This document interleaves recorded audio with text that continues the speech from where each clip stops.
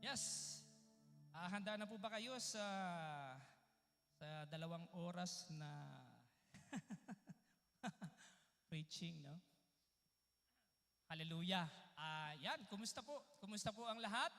Good morning, good afternoon. At sa lahat po ng viewers natin sa YouTube and Facebook, welcome po sa ating pong Sunday service dito sa CAGM Hamilton. At mamaya, no, babatiin po natin yung ating pong meron ako nakikitang mga bagong mukha, no? At sila po ay ating pong i-welcome po mamaya. Hallelujah. Sige, for the meantime, mag-pray tayo, Lord. Thank you for your word. Guide us with your Holy Spirit. May your Son, Jesus, be revealed. Amen. Alright. Ang binigay po sa akin na mensahe para sa araw na ito is about healing and deliverance. Kapag sinabi kasing healing and deliverance, meron tayong traditional perspective. Meron tayong traditional sense wherein kapag healing and deliverance ang pinag-uusapan ay yung pagpapagaling sa mga may sakit at pagpapalayas ng mga inaalihan na masamang espiritu. You're not wrong. No, totoo naman po 'yon. That is the kumbaga pinaka-generic na kumbaga that this represents. But all the while, don't you know that every single day we need healing and deliverance? Araw-araw pumapasok ka sa trabaho, pag uwi mo sa bahay, you feel sick. You feel so tired. Para bang pagod ka and you need healing. You need healing. No?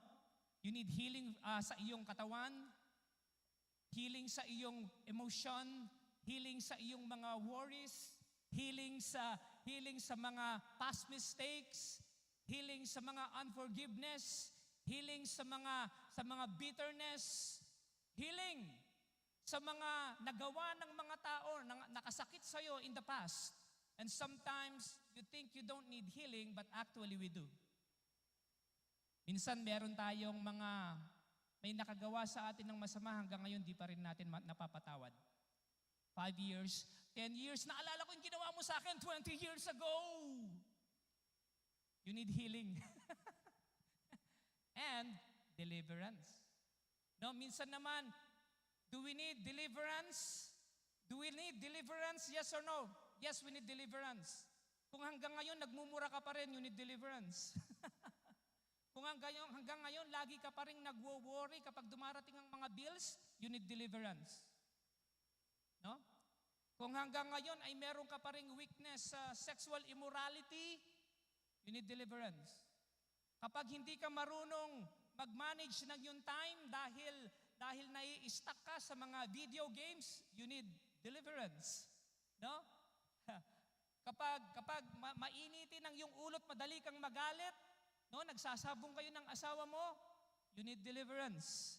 Kung masyado kang seloso at selosa, you need deliverance. Napapansin ninyo? We all need deliverance. But don't you know that you need to be delivered first before you can be healed? You need to be delivered first before you can be healed. But anyway, introduction pa lang yan. Sige, punta na po tayo sa ating pong main text.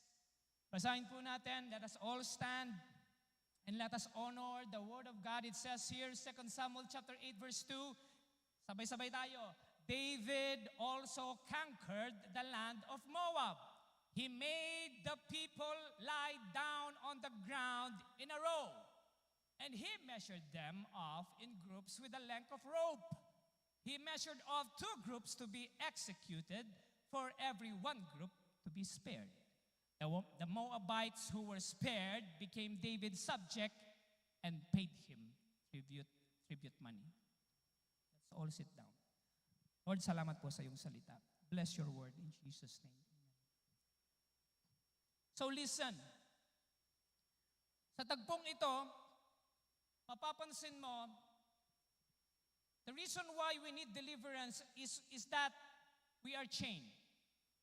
We are tied in a rope. We are tied in a rope. And once you are chained, once you are tied minsan gets you. Ano yung susunod? Execute. It's so easy. Tayong mga tao, we are a habit-forming creature.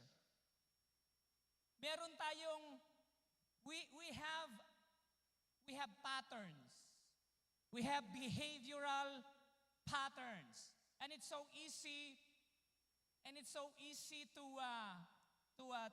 to form a certain type of habit. Say, for example, gusto mong lumaki yung katawan mo, of course, yung habit mo is that you go to the gym. Naging pattern mo siya, you go there 3 times a week or 5 times a week, you go there. Naging pattern na siya hanggang sa naging habit, hanggang sa naging lifestyle, hanggang sa naging identity. Nakikita nyo ba? It's so easy to rope you up. It's not always negative. Meron tayong mga good pattern at meron yung mga tinatawag na bad pattern. At yung mga bad pattern na yon ang ginagamit ng kaaway upang tayo ay kanyang mawasak. No?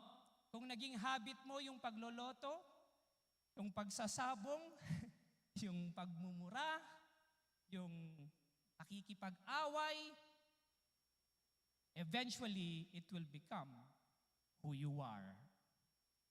It will become an identity. That's why, sabi sa Bible, train up a child in the way that he should go, so that when he is old, he will not depart from it. So David conquered the land of Moab. Kilala natin si Moab. Who is Moab? Moab is the son of Lot sa kanyang anak. This is the first incest. Kung nagbabasa ka ng Bible, you are aware of this, na nung umalis sa Sodom at Gomorrah, si Lot, namatay yung kanyang asawang babae, she turned and became a pillar of salt, kasama niya yung kanyang 2 anak, at dahil sabi nung 2 niyang anak na babae, para hindi maputol ang lahi ni tatay. The Bible is so in your face. So Moab is a product of an incest relation, a product of sexual immorality. So dito, David conquered the land of Moab. He made the people lie down on the ground in a row. You know what will happen when you become chained? When you become rope? Sa mga masasamang habit na ito, it will pin you to the ground. Ano ang sabi ng Diyos doon sa serpent? From the belly, from out of your belly you shall eat dust. Yan o. Nakadapa sila na halos kainin na nila ang lupa. Dust in the Bible symbolizes our flesh. So Satan feeds. Please listen, this is important. Satan feeds on your flesh. Kaya kung mapapansin mo sa Genesis, ahas lang siya.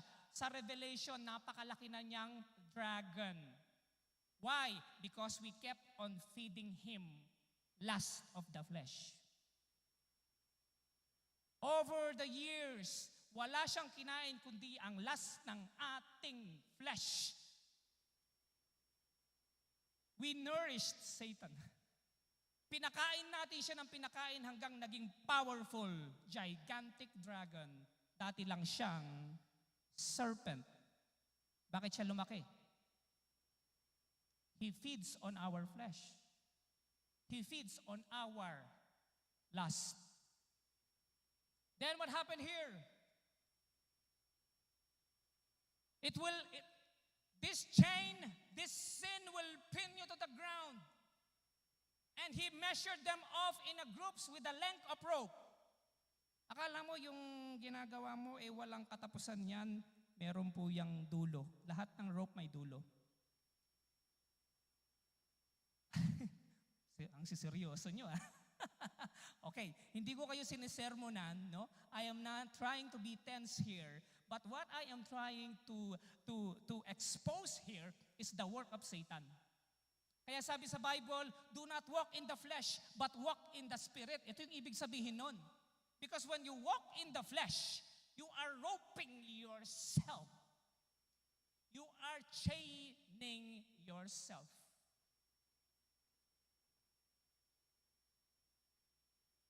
Meron pong katapusan yan. Lahat ng ginagawa natin, sabi sa Bible, kung anong tinanim siyang aanihin, meron pong end yan. So kung akala mo, uy, di naman ako mahuhuli. Mag-chicks muna ako, di naman alam ni Mrs. May dulo yan. Meron po yang consequence. Anong ginawa ni David? Mapapansin mo, he measured off 2 groups to be executed. Bakit mas marami yung na-execute? Kasi mas masarap magkasala, no? Masarap gawin yung mali. So anong ibig sabihin? When you form a habit, especially if you are a father, if you form a wrong habit, you will ang tawag dito, itatali mo pati yung mga mo. Madadamay pati yung anak mo, pati yung asawa mo. Lahat sila madadamay sa'yo, kapatid. You are tying a rope sa iyong buong pamilya. Kaya kung mapapansin mo, merong tatay na lasenggo, yung anak naging lasenggo, yung apo naging lasenggo, kasama, you are dragging your whole family into destruction. Be the high priest of your house. Kung nagtataka ka kung ayaw mag-church ng anak mo, nakikita niya sa'yo. Kung hindi siya nagpe-pray, nakikita niya sa'yo. Kung hindi siya nagbabasa ng Bible, nakikita niya sa iyo. Form a good habit. Busy ako, Brother Reggie. Ikaw bahala. He measured off 2 groups to be executed. Do you lead your family to Jesus? Or do you lead them to destruction? He measured off 2 groups to be executed. Executed. Mamaya meron akong i-share sa inyo. For every one group to be spared. So dito kung mapapansin po ninyo, yung 2 groups na nakalay down at nakatali, mamamatay lahat yan. Imagine habang pinapatay yung isa, wapak, nakikita nung nandito. Next ka na. Wapak! Nakikita nung isa. Kunwari nandito ka. Uy, malapit na ako. Nakakatakot yun ah. Imaginein mo. Nakakatakot yun. Pero mapapansin mo, why are they spared but they are still in a rope? Why are they still bound?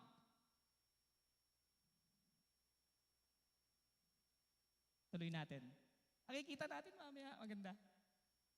For every one group to be spared, please listen. Nakita mo 2, tsaka 1.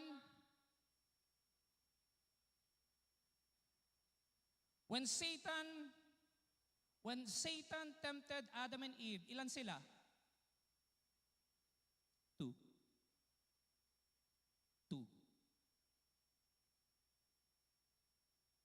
Nung napako si Jesus Christ, ilan siya? 1. He was executed so that you will be spared. Palakpakan natin ang Panginoon. Palakpakan natin ang Panginoon. He took your sin. He took your habit.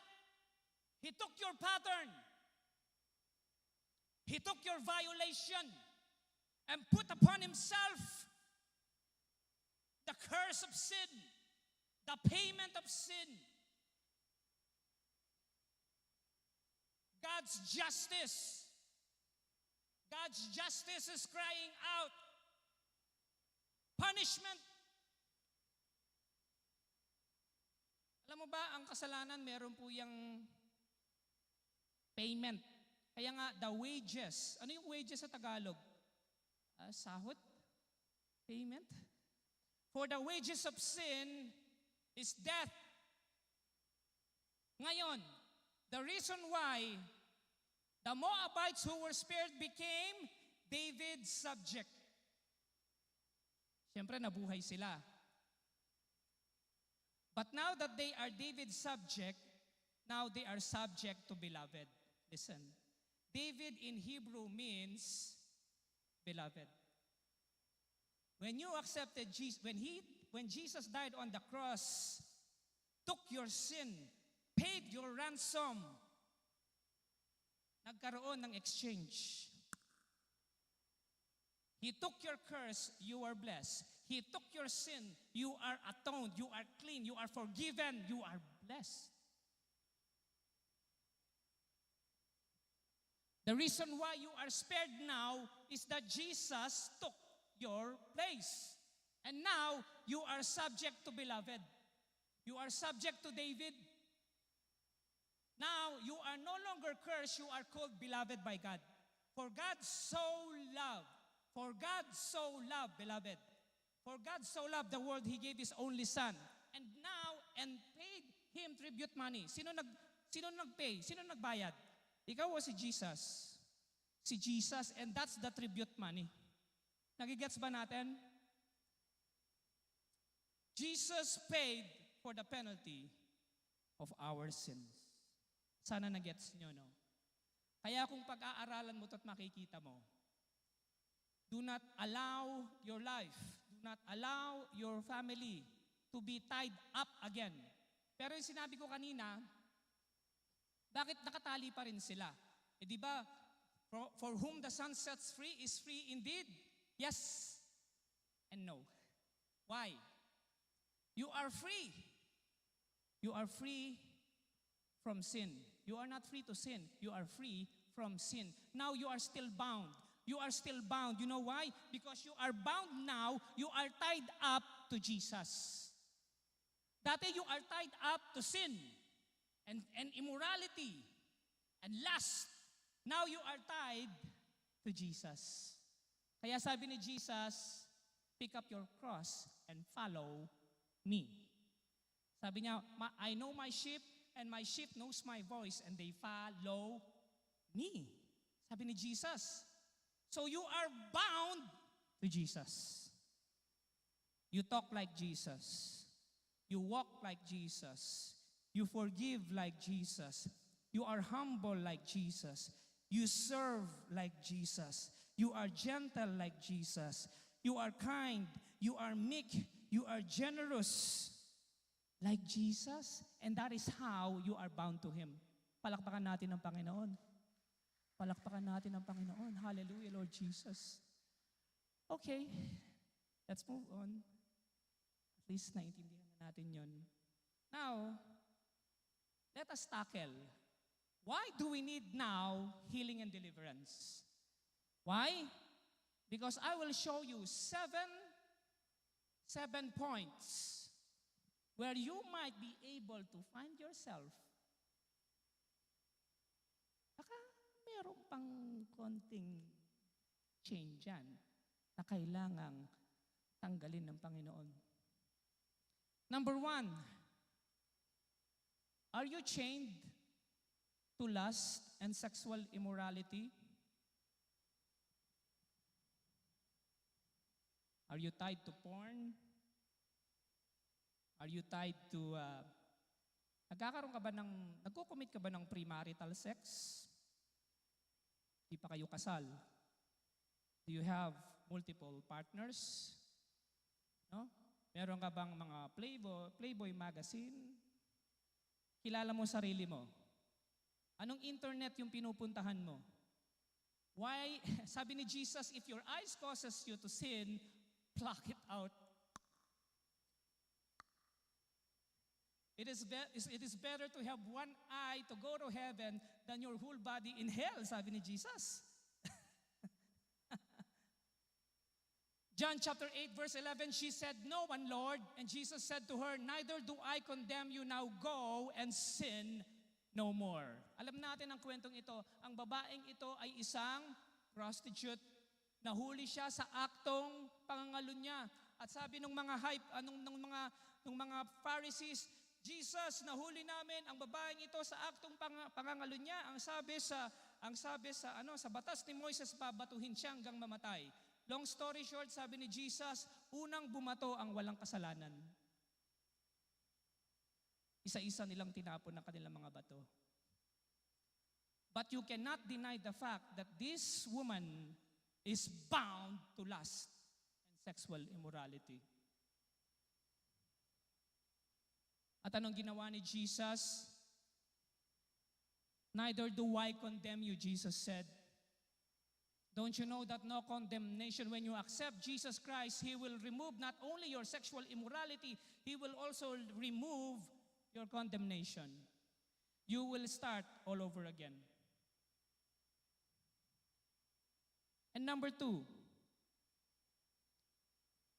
are you bound to your personal demons? Ibahin natin, masyadong brutal yan. Are you bound to your personal habits? Your personal secrets, your personal challenges? Ano yung personal weakness mo? What are your personal demons? Magastos ka ba? Tuloy, naapektuhan ang budget ninyo. Mabilis mainit ang ulo mo kaya lagi kayo nag-aaway ng asawa mo. Sumasagot ka lagi sa magulang mo, no, bilang isang anak. What is your personal battle? Galit ka ba sa mga in-laws mo? Or inaaway mo ba yung mga kaklase mo? O kaya naman takot ka nang mag-try dahil lagi kang nagfe-fail? O kaya naman meron kang mga nakaraan na laging pag naiisip mo parang sumisikip ang iyong dibdib? Na parang hindi ka makawala-wala at parang ang bigat-bigat ng iyong pakiramdam na halos ikaw ay magkasakit. You need freedom, deliverance from your personal demons. Kilala mo ang iyong sarili. Ang lalaking ito ang pumunta si Jesus. Alam mo, kung merong pong dudumi, wala na pong ibang dudumi pa. Mas madumi pa ito kay Judas, kay Barabas at kay Hestas. Ito na po ang pinakamaruming tao. Wala na pong dudumi dito. Sobrang tindi ng kasalanan ng taong to. Why? Because punong-puno po siya ng mga demonyo. Anong sabi ni Jesus? "What is your name?" "My name is Legion, for we are many." Sorry. Ano lang po yun, para lang maramdaman mo yung "My name is Legion, for we are many." Anong ginawa ni Jesus? Pinalayas niya yung mga masasamang espiritu at lumundag sila doon sa mga baboy. You see that chain? He was delivered. Ano yung personal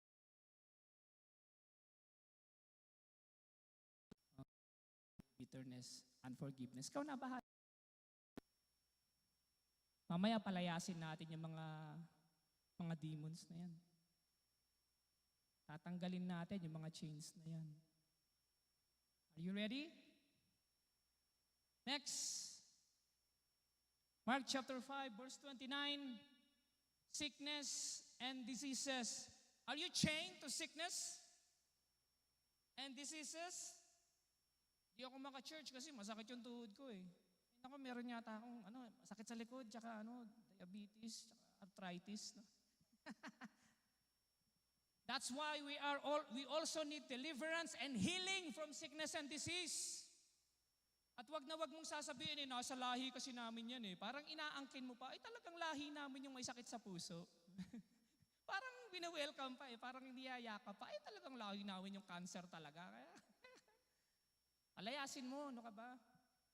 Walang karapatan yan, yung sakit na yan sa buhay mo. No, because you are already washed by the blood of Jesus.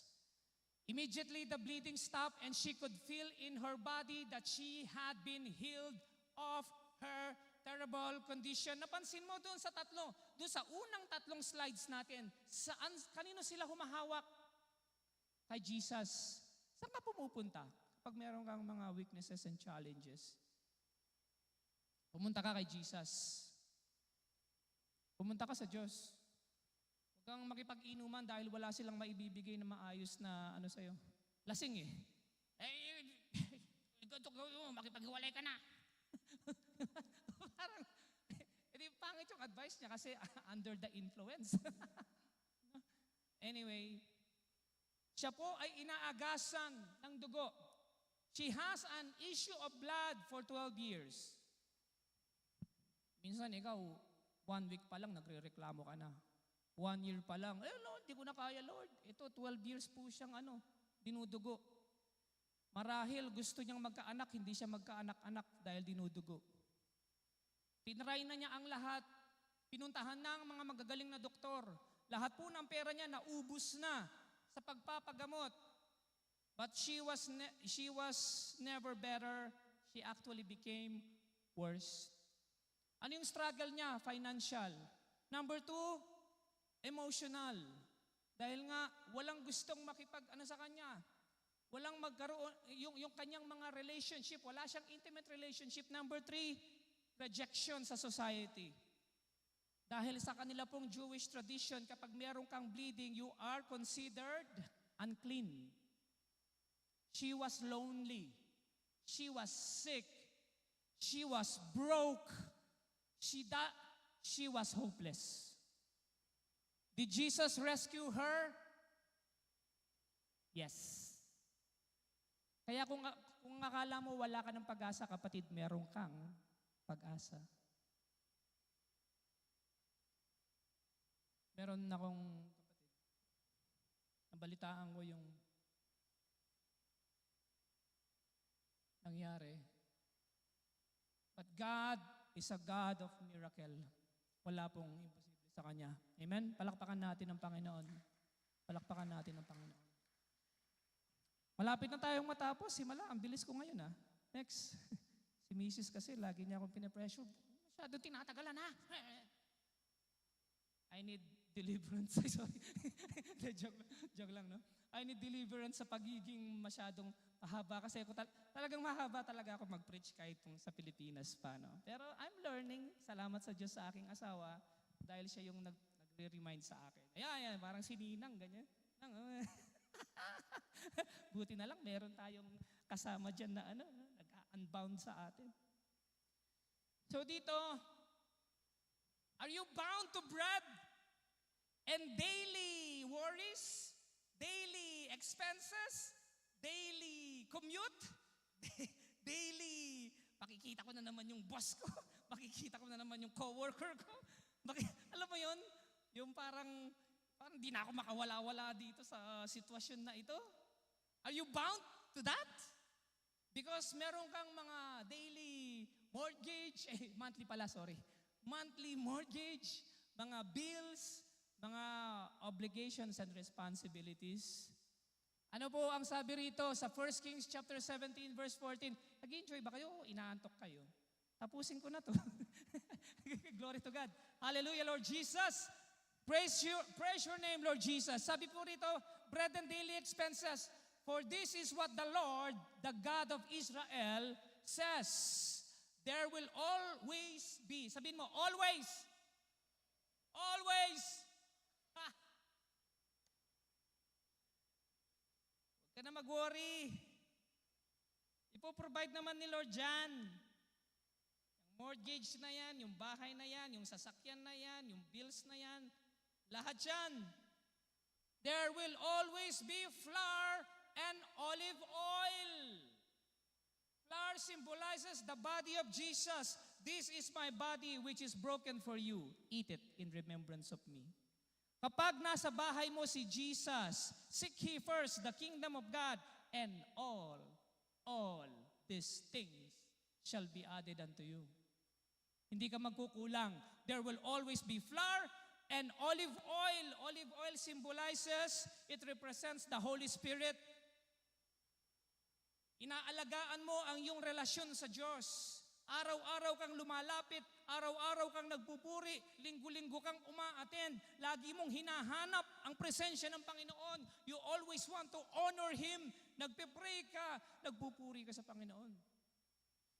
Tapos minsan, pagtatampo ka kay Lord, Lord, bakit ganito yung buhay ko? Hindi mo siya inuuna eh. Lagi siyang huli sa listahan mo. Asyal. Punta tayo sa, camping tayo, camping. Ano pa? Christmas party. Uy, Halloween. Pasyal ulit. Ay, labada. Tapos yung pinakahuli, si Jesus. Nahuhuli. No? Gusto mo yung all these things shall be added unto you? Gusto mo yung all? Then seek first the kingdom. Unahin mo ang Diyos. Church tayo every Sunday. Unahin natin ang ating Panginoon. No, dahil siya po, alam niya ang ating sitwasyon. Kasi ang nangyari dito, itong babaeng ito, sabi ni Elijah, Ginang, maari mo ba akong bigyan ng isang basong tubig? Nung pupunta na yung babae, nga pala, pwede rin, bigyan mo na rin ako ng isang kagat ng tinapay. Napahinto yung babae. Man of God, actually, ang natitira ko na lang kasing harina dito ay isang ano na lang. Isang handful. Ano ba sa Tagalog yung handful? Isang dakot. Anyway, so isang dakot na lang na harina. Actually, man of God, isang dakot na lang na harina tong harina ko eh. Tapos yung olive oil ko, ando na sa pinakalatak na eh. Pinapakuhanan ko ng mga maliliit na nakahoy yung anak ko para magluluto ako ng tinapay at pagkatapos naming kainin ito, pwede na kaming mamatay. Siguro napalunok siguro si Elijah. Pero alam mo ano sabi ni Elijah? Woman, for this is what the Lord says. There will always be flour and olive oil. Alam mo, speak blessing in your life. Huwag kang mag-speak ng curse. Speak blessing. Talaga naman ganito sitwasyon natin eh. Change your reality. Make your reality God's reality. Wala namang laman eh. There will always be flour. Wala namang laman. There will always be olive oil. Speak blessing. Meron pong experiment. Nakita ko lang sa TikTok. Talagang tatalino ka sa TikTok eh. Anyway, yung pong mga scientists, nag-experiment sila ng tubig. Tubig lang, no? Yung kapatak na tubig. Tapos, pagsasalita ka doon sa tubig, maganda, beautiful, nice, lovely, gorgeous, puro positive. Nung finris nila yung tubig, para siyang nag-pattern na magagandang pattern na frost. Gaganda ng pattern, napaka-beautiful. Tapos yung isa namang specimen na tubig, pinagsusumpa, pinagmumura, sige, pangit mo, ganon, puto ko tsinta, ganon. Ngayon, nung finris nila yung tubig, yung pong pattern ng tubig ay wasak-wasak. Tubig lang yon. Paano pa kapag sinabi mo yan sa anak mo, sa asawa mo, sa kapatid mo, sa partner mo, sa mga mahal mo sa buhay? Always utter blessing. Always utter, it is a creative blessing, kapatid. No? Okay, tuloy tayo. Sabi niya, there will always be flour and olive oil left in your containers until the time when the Lord sends rain. Imagine, you are blessed in the drought, at ang naghihintay pa ay rain pagkatapos, from blessing to blessing.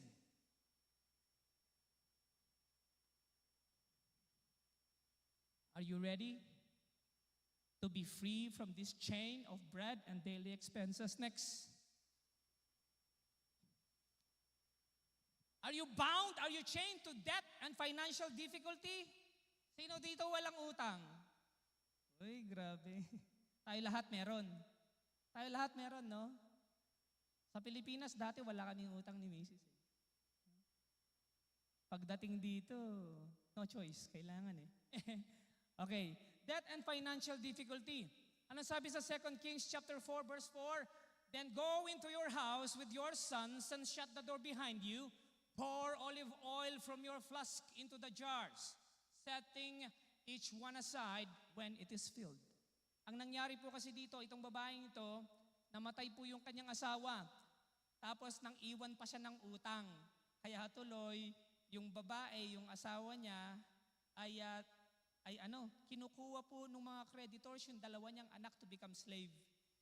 Pinuntahan niya si Elisha, Elisha, nag-serve ang ang asawa ko sa inyo. Isa siya sa mga prophet. He is also a man of God. Kinukuha yung aking mga anak to become slaves dahil meron siyang malaking utang. Alam mo, nung ginawa ni Elisha, sabi niya, anong meron sa bahay mo? Huwag ka nang lumayo, sabi niya. Anong meron sa bahay mo? Isang bote lang po ng olive oil. Sige, sabi niya, kunin mo yung olive oil na yon. Utusan mo yung mga anak mo na kumuha ng mga bote sa mga kapitbahay at punuin mo ng isa-isa. Ngayon, habang pinupuno niya ng isa-isa, hindi na uubos. Hindi na uubos yung olive oil. Sige, puno. Ang napuno, pero meron pa ring laman. Pero nung wala na, tsaka lang naubos nung napuno na lahat kasi wala na po silang mapaglagyan. Ngayon, sabi ni Elisha, ibenta mo lahat ng mga olive oil at yung natira, gamitin ninyo. So anong ibig sabihin? Even your debt is, pati sa mga utang, akala mo, God is concerned, pati sa mga utang natin. Meron ka bang mga utang dyan? Meron kang financing dyan? No? Meron kang Home Depot na financing? O meron kang aircon? O meron kang ref? Or stove na kailangan bayaran? Even those small things po, ay nalalaman po ng ating Diyos.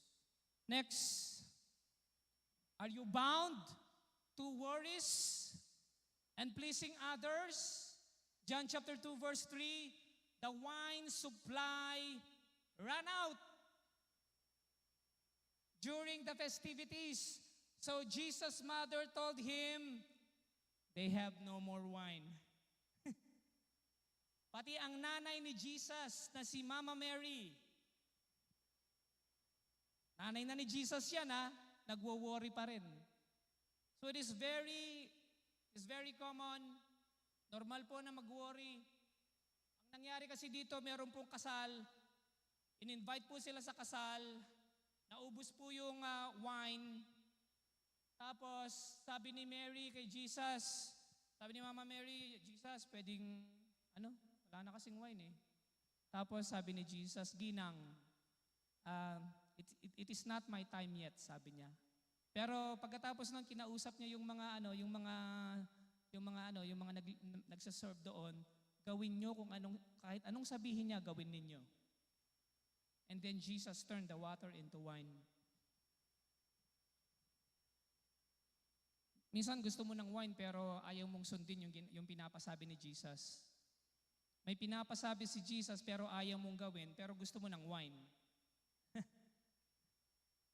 Gawin mo yung pinapasabi ni Jesus and then the wine will overflow in your life.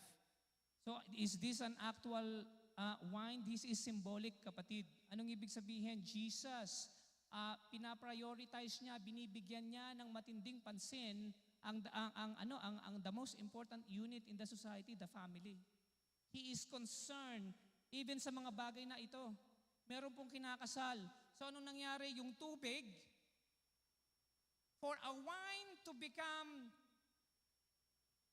delicious, for the wine to become very valuable, it needs time to ferment. So pinakita ni Jesus dito that I am the God of time. And He is also the God of matter. Why? Dahil wala namang ubas doon, bakit naging wine? So yung water, na-turn niya into wine without even having the grapes. He is the God of matter, He is the God of time, and He is the God of space. Bakit yung space? Dahil alam niyo po ba, sa Jewish tradition, ang kasal inaabot po yan ng 1 week. Imagine, 1 week. So huwag kang malungkot, huwag kang mag-worry kapatid, because God is a God of time. God will heal you in time. Kaya niyang, Lord, na-bless na yung mga klase ko, parang nahuhuli ako. God is a God of time. He can accelerate you. He can give you time and He can also accelerate you. Meron ka bang hinihingi sa Panginoon na parang hanggang ngayon wala pa? He can accelerate you, kapatid. He is the God of time. He is the God of matter.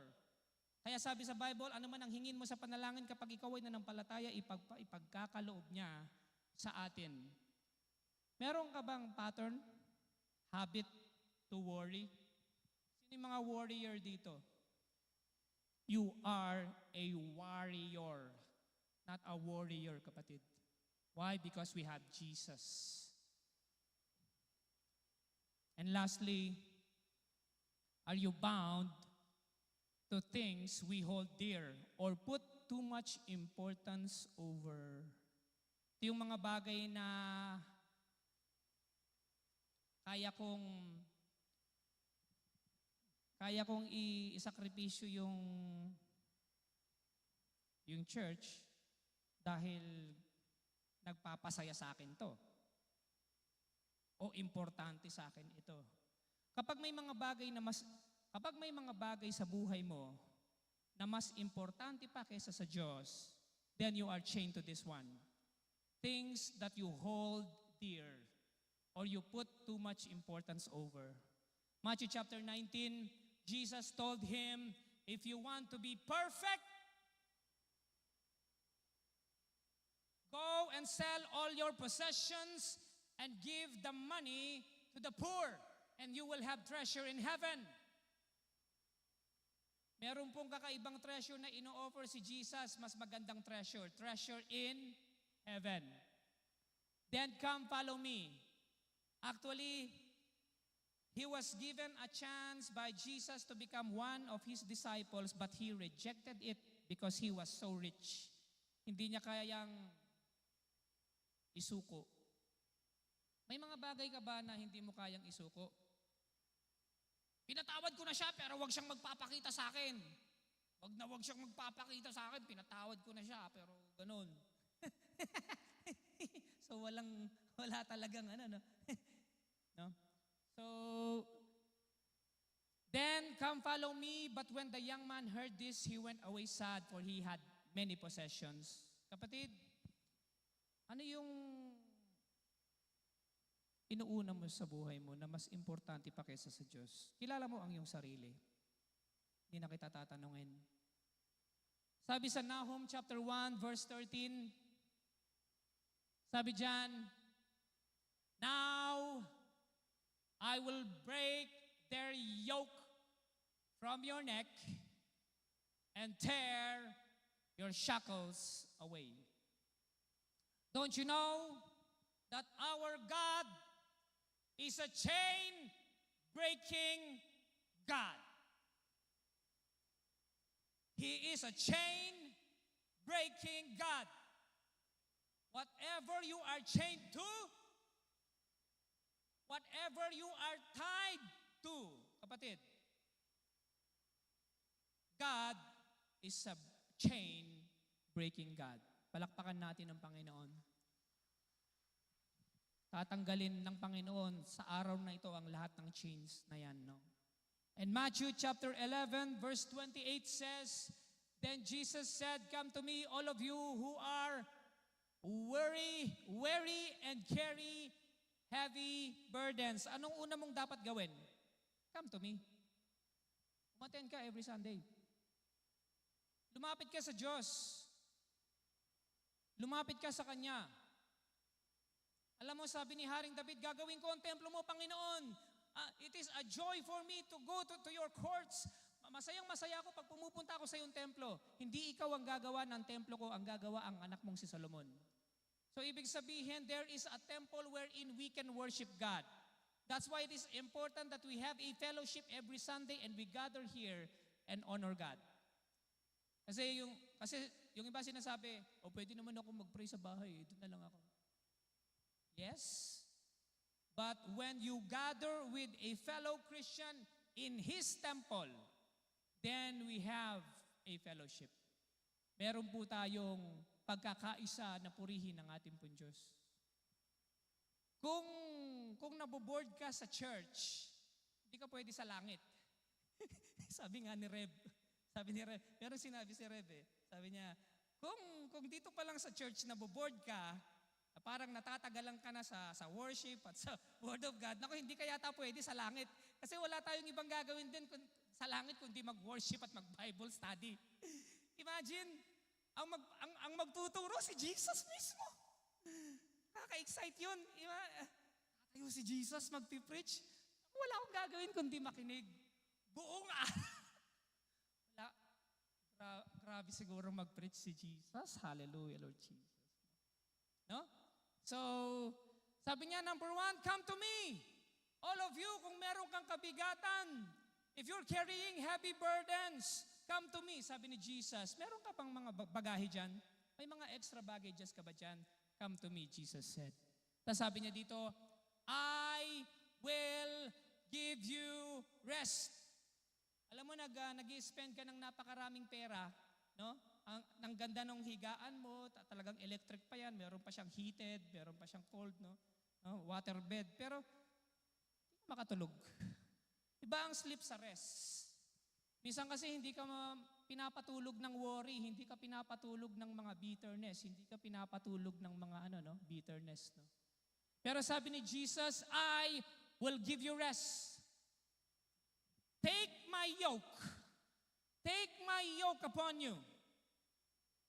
Nakikipagpalit si Jesus, yung kagaanan ko, ibibigay ko sa iyo, yung kabigatan mo, bigay mo sa akin, sabi ni Jesus. At sabi niya, let me teach you. Let me teach you. Napakabait ni Jesus. Ituturo niya pa sa atin kung paano yung tamang pag-rest. Alam mo kung paano yung tamang pag-rest? Bitawan mo yung cellphone mo, patayin mo yung TV, patayin mo muna si Alexa, tutok mo yung electric fan, tsaka ka matulog. No? Pero mag-pray ka muna. Minsan, yung mga simpleng bagay lang, minsan yung mga simpleng bagay, nakakalimutan natin. No? We complicate things. Pero ang sabi ni Jesus, come to me. Come to me and I will give you rest. I will tell you how to rest. I will teach you how to rest because I am humble and gentle at heart. Yung iba kasi, kapag gumawa ka ng mali, pagsasabihan ka, itong ginawa mo, ganyan kasi, kaya yan tuloy ang nangyayari sa'yo. No? Pero siya, humble siya and gentle.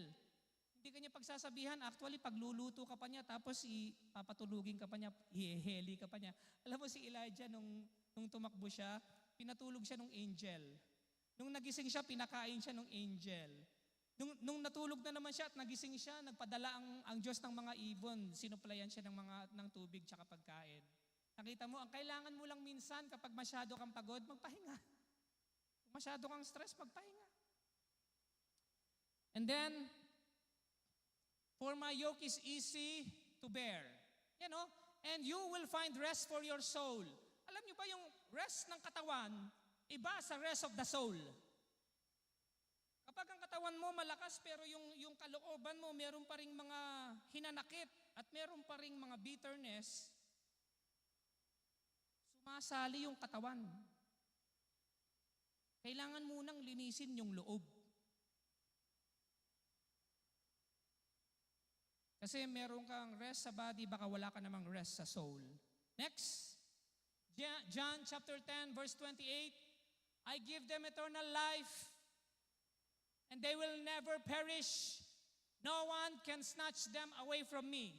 Kapag nakuha ka na ni Jesus from Satan, because you are already spared. Naalala nyo si David kanina? You are already spared. You are now beloved. Now Jesus got you. And no one can snatch you away from Him. Hindi ka na makukuha ni Satan, kapatid. For my Father has given them to me, and He is more powerful than anyone else. No one can snatch them from the Father's hand. The Father and I are one. Lastly, Romans chapter 8. Can anything ever separate us, music team? Can anything ever separate us from Christ's love? Can anything ever separate us from Christ's love? Ang pagmamahal ng Diyos sa iyo ay you can never separate yourself from His love. Does it mean He no longer love us kapag meron kang trouble or calamity? Ay, pinaparusahan siguro ako ng Panginoon. Ay, siguro meron na naman akong ginawa. Ay, siguro yung mga past mistakes ko. You always condemn yourself, but Jesus said, does it mean that He no longer loves us when we have trouble and calamity or persecuted or hungry or destitute or in danger? Lahat tayo dumadanas ng problema. Lahat tayo dumadanas ng mga challenges sa buhay. But that doesn't mean God doesn't love you anymore. Hungry, destitute, in danger, threatened with death, as the scriptures say, for your sake we are killed every day. We are being slaughtered like sheep. No! Despite all these things, overwhelming victory. Victory. Victory is ours through Christ who loves us. And I am convinced that nothing can ever separate us from God's love. Neither death, nor life, neither angels, nor demons, neither our fears for today, nor our worries about tomorrow, not even the powers of hell can separate us from God's love. No power in the sky above or in the earth below. Indeed, nothing in all creation will ever be able to separate us from the love of God that is revealed in Christ Jesus. Let us all stand. Palakpakan natin ang Panginoon. Hallelujah, Lord Jesus.